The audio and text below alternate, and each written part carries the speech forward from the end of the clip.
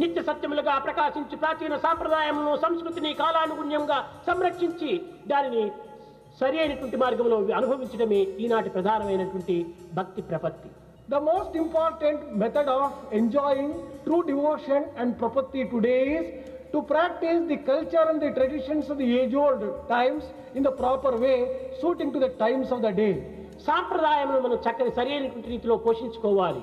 We have to foster the traditions in a proper way. మన యొక్క సంస్కృతిని మనము కాపాడుకోవాలి.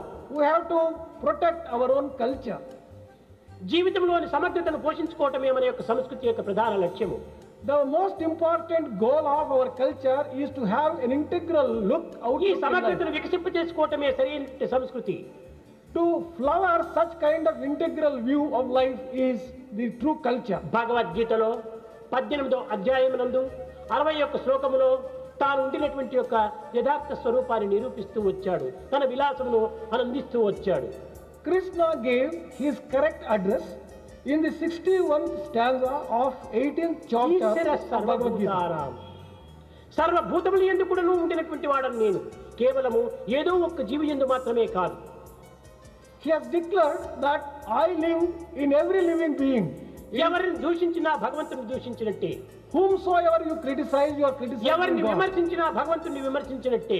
Whomsoever you are censure, you are censuring ఎవరిని God. ప్రేమించినా భగవంతుని ప్రేమించినట్టే. Whomsoever you love, you are loving ఈ God. పవిత్రమైనటువంటి విశ్వాసాన్ని మనం అభివృద్ధి గావించుకోవాలి. You have to develop this sacred faith in you.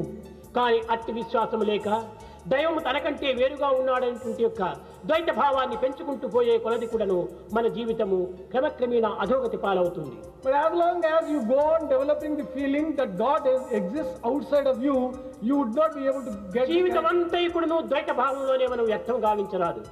One should not waste one's life entirely with this kind of పూజలు చేయవలసినదే, జపములు ఆచరించవలసినదే, ధ్యానములు అర్చించవలసినదే. You have to offer worship. తరగతులు ఉన్నతమైనటువంటి స్థితికి పోవాలి. We should grow and reach a higher state. కర్మ నుంచి ఉపాసన, ఉపాసన నుంచి జ్ఞానంలో చేరాలి. From action to worship and from worship to knowledge, you should steadily ద్వైతం progress. నుంచి విశిష్టము, విశిష్టము నుంచి అద్వైతంలో మనం ప్రవేశించాలి. From dualism to qualified dualism and then to monoism, you should make progress. కనుక ఇట్టి అద్వైత స్థితికి రానంత వరకు కూడాను మనము ఆత్మతత్వం ఏమాత్రం కూడాను అర్థం చేసుకోలేము. Until you reach this state of non-dualism, you would not be able to really understand Bairagi God. Sastry గారు చెప్పారు, స్వామిని తెలుసుకోవాలంటే స్వామి కావాలి అని. Bairagi Shastri Garu has just said now that if you, ఎవరి యొక్క మంచి చెడ్డలు వారికి మాత్రమే తెలుస్తుంది కానీ పరులకు తెలియదు అని కూడాను చెప్పాడు. people will not be able to understand other properly. They can కానీ understand themselves. ఇతరులకు ఉన్న ఈశ్వరుడు కూడా ఇతరులకు తెలియకుండా ఉండవచ్చును కానీ ఇతరులకు దాచిపెట్టవచ్చును కానీ మీరు దైవానికి దాచుటకు వీలు కాదు. You may be able to hide your own feelings from others, but you can never hide the feelings from God. కనుక దైవమునకు దాచటం అనేటువంటిది ఒక మూర్ఖత్వము, ఒక ద్రోహం. To consider that you can hide from God is a type of foolishness. ఎట్టి వారికైనా పరిహారం, తప్పునకు పరిహారం ఉన్నది కానీ దైవద్రోహికి మాత్రం పరిహారం లేదు. Any type of sinner may be excused, but one who is treacherous to God can never be excused. కనుక దైవానికి దాచడానికి ఏమాత్రం కూడా మనం ప్రయత్నించరాదు. Do not make any effort to hide yourself from God. దైవం ముందు సర్వము కూడా నువ్వు ఒక విధమైనటువంటి ఒక దీంతో అర్పితము గావించాలి. You have to offer all the things to God as an offering. మన యొక్క జీవితమును ఉన్నతమైనటువంటి యొక్క పవిత్రమైనటువంటి యొక్క గమ్యము చేరడానికి తగిన మార్గాన్ని వెతకాలి. You have to search for a path which can lead you on to the goal in life. ఎంత కాలం నుండియో ఆత్మతత్వాన్ని, బ్రహ్మతత్వాన్ని మనం శ్రవణం చేస్తున్నాము, మననం చేస్తున్నాము, ఇది చేయటం లేదు. For any length of time we have been listening about Atma and we have been also thinking of Atma, but we are not doing nididhyasa. ఎంత కాలమైన కూడాను మనం దేహభ్రాంతితో మనము దీనిని భ్రమలో గురించి మనం కూడాను తద్వారా అశాంతికి గురి కారాదు. On account of our own attachment to the body and with an identification with the body, we should not go on suffering eternally. క్రమక్రమేణా కూడాను దేహేంద్రియ భావాన్ని మర్చిపోతూ రావాలి. Gradually we should forget our identification with the body and అదుపులో the senses. పెట్టుకున్నట్టుకు ప్రయత్నించాలి. We should exercise control over them. ఇది control అనగా దీని యొక్క అదుపు లేకుండా ఉండినంత వరకు కూడాను మనకు ఆనందం ప్రాప్తించదు. As long as you do not have control over them, you cannot get joy at Eenadu all. మనం అనుభవించేటువంటి అనుభవం అంతా కూడాను కేవలం క్షణభంగురమైనటువంటిది, క్షణికమైనటువంటి ఆనందమే. All the joys that you are deriving today are absolutely temporary, transient. ఇది కేవలం విషయానందమే. This is only the joy of ఈ the ఆనందం senses. యొక్క పర్యవసానము దుఃఖమే. The end of all this is only sorrow. దీనితో ఆనందాన్ని మనం అనుభవించలేము. You cannot enjoy with this.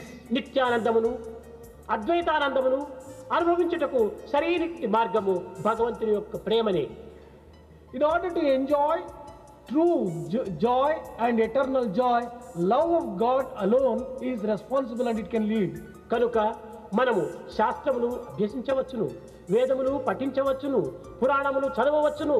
కానీ అన్నింటి ఎందుకు ఉండినటువంటి యొక్క సారాంశమైనటువంటి యొక్క దైవ ప్రేమను మాత్రము మనం అభివృద్ధి పరచుకోనకుండా మనం ఇవన్నీ కూడా నిరుపయోగమైనటువంటివిగా రూపొందుతాయి.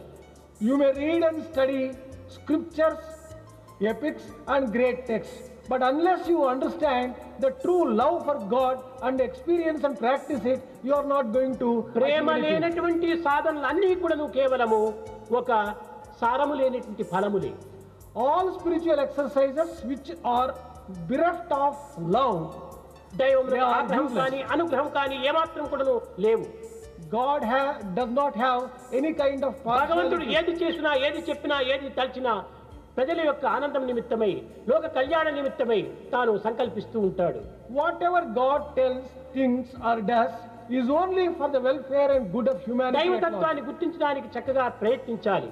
You have to make efforts in sincere way to realize God. ఒక్కొక్క సమయంలో దైవం ఆగ్రహించినట్టుగా మీరు తలంచవచ్చును. You may think that God is angry with you under certain circumstances. అది చాలా పొరపాటు. That is a great mistake.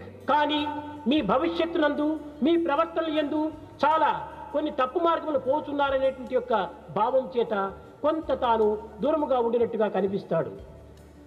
You know, in your own interest, in the interest of future welfare, he may give you the impression that he is angry with you or he మిమ్మల్ని is making you సరిచేసే distant. నిమిత్తమై ఈ రకమైనటువంటి చర్యలను తాను ఆచరిస్తాడు.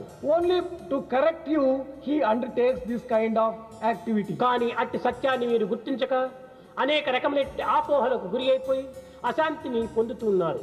But not realizing this truth, getting all sorts of doubts, you are unnecessarily suffering. అద్దము పరిశుద్ధంగా ఉండినప్పుడే మన ప్రతిబింబం కూడా పరిశుద్ధంగా కనిపిస్తుంది. Only when the mirror is clean, your image is reflected clearly there. అద్దము మాలిన్యంతో కూడినప్పుడు మన ప్రతిబింబం కూడా మాలిన్యంగానే ఉంటుంది. If the mirror has got dirt on it, your image also appears dirty in it. భగవంతుని యొక్క ప్రేమరసాన్ని మనం హృదయమునందు అనుభవించడానికి తగినటువంటి చిత్తశుద్ధి కావాలి. You should have the purity of the heart in order to enjoy the love of ఈ God. చిత్తశుద్ధికి ఈ కర్మాచరణ అత్యవసరము. For obtaining the purity of heart, you have to undertake action. సమస్త కర్మలు కూడా చిత్తశుద్ధిని మాత్రమే చేకూర్చగలుగుతున్నాయి. All the work and action are meant for purifying the heart. చిత్తశుద్ధియే కర్మః అని. Work is meant for purifying the heart. కనుక మనం చేసే సర్వ కర్మల యందు కూడాను చిత్తశుద్ధితో త్రికరణ శుద్ధిగా మనం ఆచరించడానికి ప్రయత్నించాలి. Therefore, we have to make effort in order to undertake all activity with purity of समस्त लोक